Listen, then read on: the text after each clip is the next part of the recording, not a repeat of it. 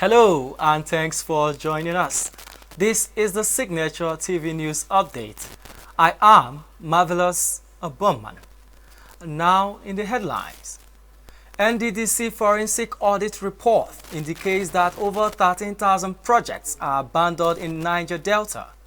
Lagos State Government to demolish structures around Ikorodu Roundabout. Nigeria records 631 new COVID-19 cases and 8 deaths in the last 24 hours. Now in details. The Minister of Niger Delta Affairs, Senator Godswill Akpabio, has said the forensic audit report of the Niger Delta Development Commission, NDDC, indicated that there are over 13,000 abandoned projects within the region. Senator Akpabio said this in Abuja on Thursday when he submitted the report to the forensic audit to President Muhammadu Buhari through the Attorney General of the Federation and Minister of Justice Abubakar Malami's son. Akpabio added that the exercise was not a witch hunt, but to ensure that the huge sums of funds allocated for developing the region are put to good use. The President has directed that the report of the forensic audit on the NDDC be forwarded to the Federal Minister of Justice for necessary action.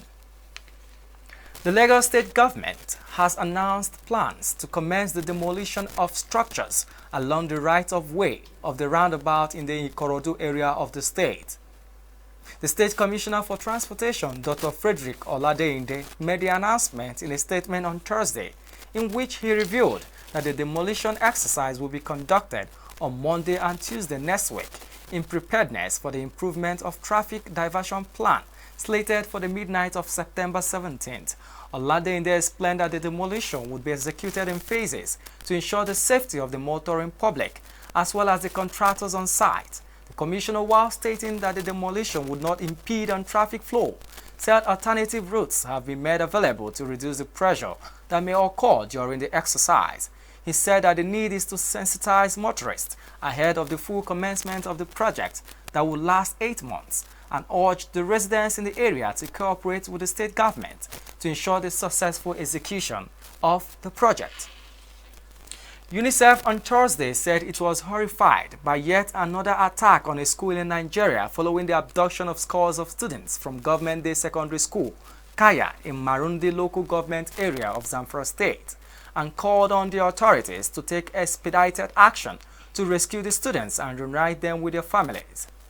The Zamfara State Police Command, while confirming the news, described the return of 5 of the students as unconditional and safe rescue, and also assured residents that the remaining abducted students will return safely to their families. Meanwhile, the Zamfara State government has ordered the immediate closure of primary and secondary schools due to the worsened state of insecurity.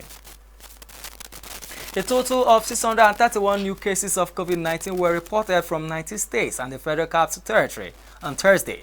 The Nigeria Center for Disease Control (NCDC) confirmed this on Friday, while giving an update on the outbreak of the disease in the country. Of the new cases reported on September 2nd, Lagos has the highest cases of 172, representing about 27% of the total single-day tally. Others are Oyo State with 93 cases, Rivers with 72, Edo with 63, Katsina 29, Abia 26, FCT 23, Kano 23, Bayelsa 20 cases, Ogun 20, Ekiti 18, Anambra 16, Delta 16, Osun 14, Imo 11, Benue 6, Jigawa 2, Niger with 2 cases and Nasarawa with 1 case. As Nigeria battles the third wave of the pandemic, the agency said that 8 more people have died of the complications related to the disease and its resolve to attain herd immunity against the virus. The federal government has received more donations of vaccines from various international bodies. Moving over to business.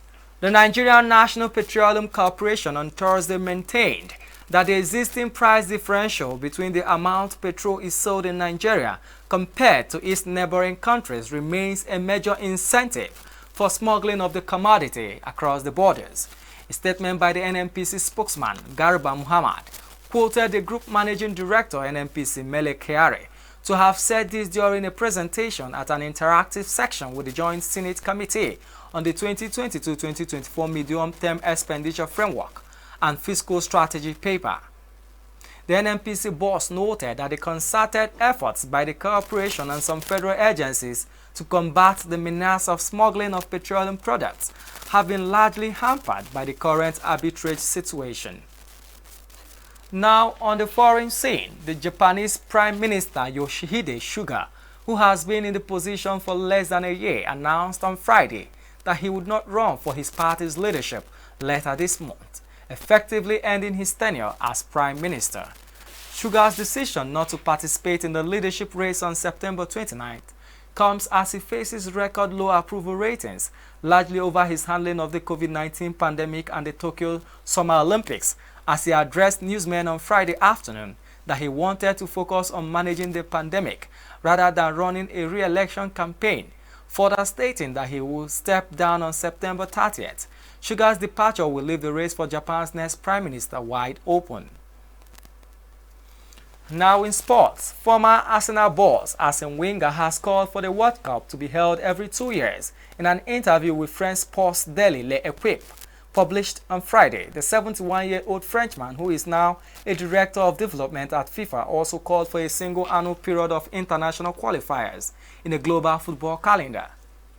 Wenger said he would like to see a single international window, perhaps in October, with fewer qualifying matches, as he stated that what people want today are high-stakes, easy-to-understand competitions, insisting that there is no financial intention behind it. Before we end the news, a recap of our major stories. NDDC Forensic Audit Report indicates that over 13,000 projects are abandoned in Niger Delta.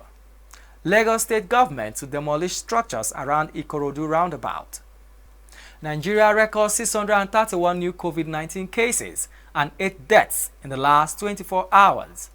Safety and security begin with you. Be patriotic. Report any suspicious activity to law enforcement agencies. Please stay safe. And that's the Signature TV News Update on behalf of my producer, Anita Eze. Thanks for watching. I am Marvelous Obomman.